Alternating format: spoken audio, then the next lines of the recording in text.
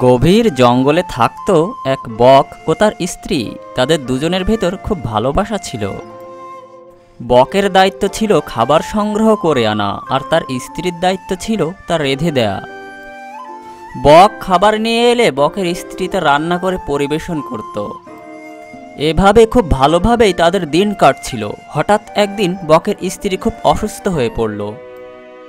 বক তখন খুব চিন্তায় পড়ে গেল। কিছুদিন পর বকের স্ত্রী মারা গেল। বকের স্ত্রী মরে যাওয়ায় বক খুব ভেঙে পড়ল। তখন বক গাছের গায়ে মাথা ঘষতে ঘষতে তার মাথার চুলগুলো ঝরে গেল।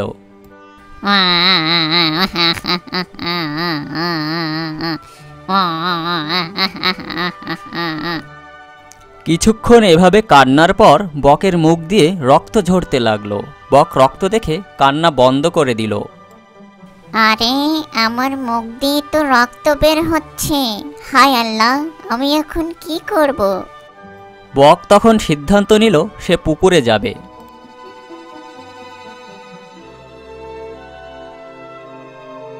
সে পুকুরে গিয়ে তার মুখ দেখল পানিতে। আরে, আমার মুখ তো অনেক ফেটে গেছে আর অনেক রক্ত বের হচ্ছে। আর তোমার মাথায় টাক হয়ে গেছে। হা হা হা হা হা। আমি এখন কি করব? আমার মাথার চুল আবার কিভাবে গজাবে? হ্যাঁ, তা তোমার মাথার চুল পড়ে গেল কিভাবে? আমার বউ মরল, আর সেই সাথে আমার মাথার চুলও ঝরে গেল। এই কথা বলে বক উড়ে চলল তার বন্ধু লাল পাখির খোঁজে। লাল পাখি ছিল তার খুব ভালো বন্ধু। সে গাছের ডালে বসেছিল।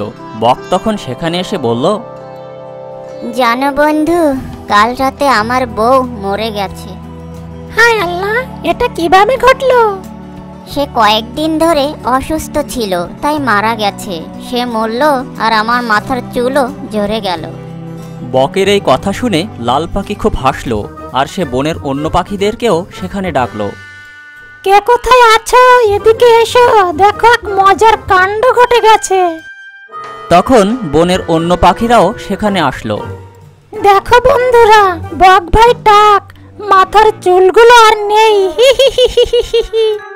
বক ভাই, তোমার বউ মরে গেল, আর সেই সাথে তোমার মাথার চুলও নিয়ে গেল। হি হি হি হি হি। বন্ধু, আমি তোমাদের কাছে আমার দুঃখের কথা বলতে এসেছিলাম, আর তুমি ঠাট্টা করছো। আমার দুঃখ দেখে তোমরা খুশি হয়েছো, হাসি তামাশা করছো।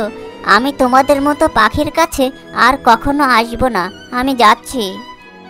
এই কথা বলে বক উড়ে গেল। উড়তে উড়তে সে মনের দুঃখে বনের এক বড় গাছের ডালে গিয়ে বসল। বক গাছটাকে বন্ধু ভেবে তার কাছে সব কথা খুলে বলল। গাছ তখন বককে আশ্বাস দিয়ে নাপিতের কাছে যেতে বলল। আমার বউ মরল, আর সেই সাথে আমার মাথার চুলগুলো পড়ে গেল।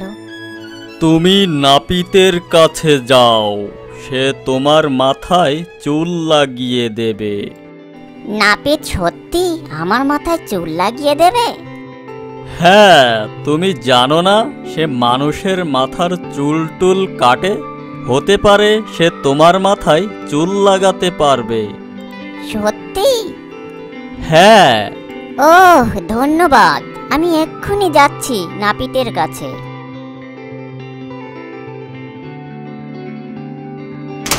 গাছের কথা শুনে বক পৌঁছালো নাপিতের ওখানে। নাপিত তখন উঠানে ছিল।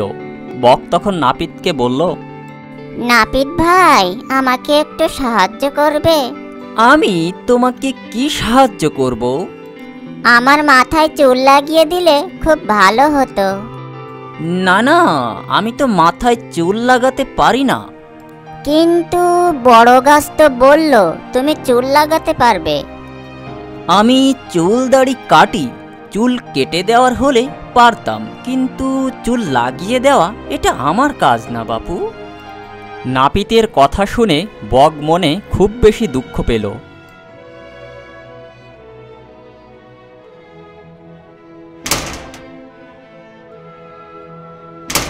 আমার বউ মরার পরে এখানকার সবাই আমাকে অনেক অপমান করেছে।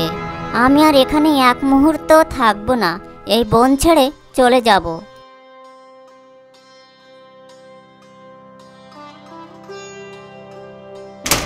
বক উড়ে চলল, উড়তে থাকলো তো উড়তে থাকলো, উড়তে উড়তে সে অনেক দূরে চলে গেল। উড়তে উড়তে সে অনেক ক্লান্ত হয়ে এক হ্রদের পাড়ে বসে পড়ল। সে একটু পানিও খেলো। আহ, মনটা ভরে গেল, খুব তৃপ্তি পেলাম। এত সুন্দর মিষ্টি পানি আমি আগে কখনো পান করিনি।